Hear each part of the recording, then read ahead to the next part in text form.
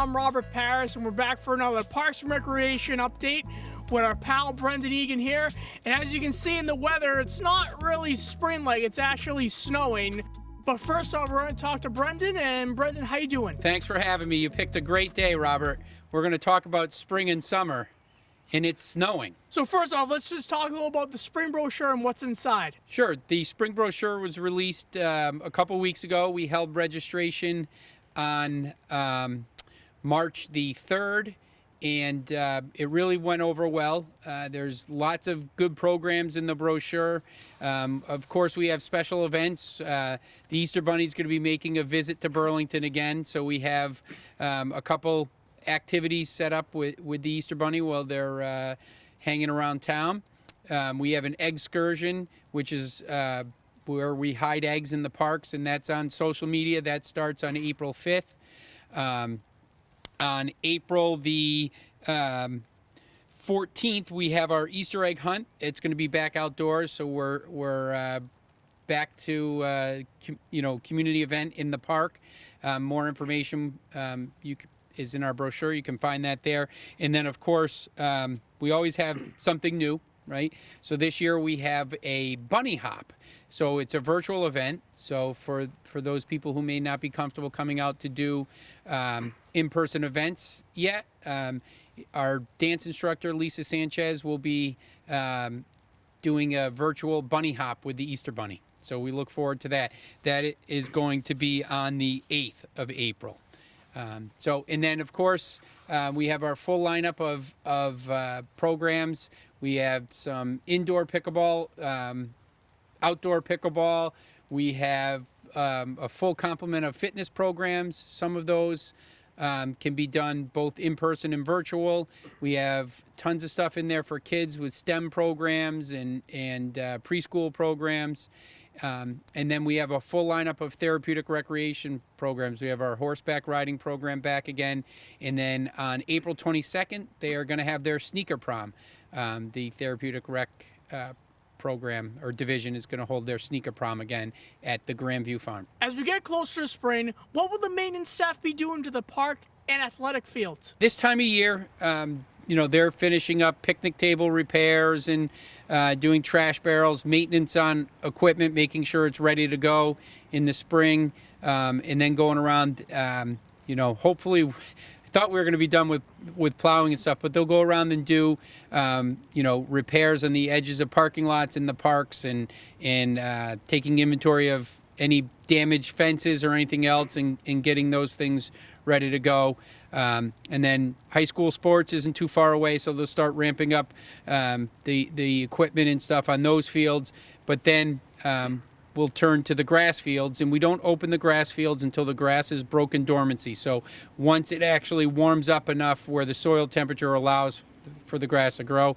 Otherwise, putting hundreds of kids and adults on athletic fields, on grass fields, will kill the root system. I know it sounds silly, but we're pretty protective. We've done a lot of work. Our guys have done a lot of work on the fields. They look nice. We do want to protect them. So we'll also start working on the youth sports schedules. Once the high school schedule is in place, we'll start working on the youth sports schedules, so we'll be getting those all set. But the guys will be out there working on the fields. And just because it gets warmer doesn't mean we can get out there and cut if it's still wet. So putting, 1,200-pound or heavier pieces of lawn mowing equipment out there is, doesn't just happen because it's nice one day. So they'll have a lot of work preparing infields and things like that, and soccer fields, getting them lined, lacrosse fields, all that fun stuff. So it's coming. Hopefully. So what are the COVID restrictions for the department this spring? As we've all seen, the restrictions are being lifted all over the place in schools. With this beginning or start of our spring programs, if a person is fully vaccinated and boosted, which is part of being fully vaccinated, masks are optional. If a person is eligible and hasn't gotten their vaccinations, we do require masks at that point, which is what the state is requiring and suggesting. So we do follow that guidance. And as that changes, we'll change. At this point, masks are optional, and if you're not vaccinated, masks are still required. Or if if someone just wants to continue wearing a mask, that's fine too.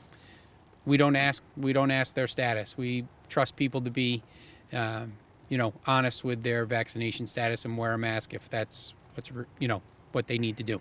So, Brendan, I saw that the spring program registration was held at night this year.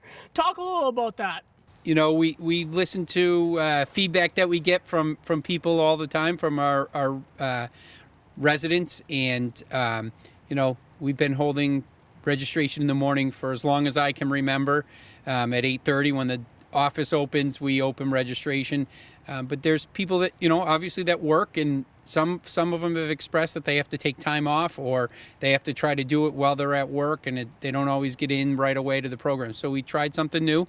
We held it from 6 to 8 on April 3rd, and I think it went pretty well. We had good participation, and hopefully it's been open since 6 o'clock that night. Hopefully people have gotten into the programs they want, and it was a little more helpful for people who work during the day. Will virtual programs be available? Yes, we do offer virtual programming still.